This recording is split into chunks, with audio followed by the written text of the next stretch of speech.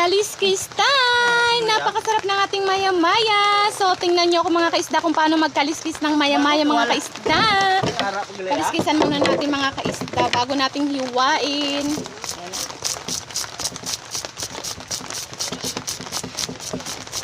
Tumatalsik-talsik pa ang ating kaliskis. Ginula ng kaliskis ang ating maya-maya.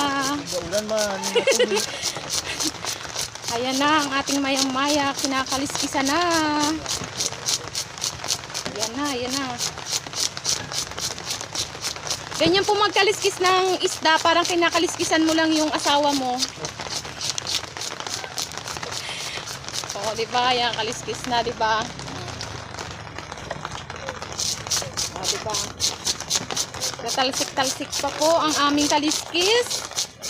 At makapal po ang kanyang kaliskis, ang maya-maya.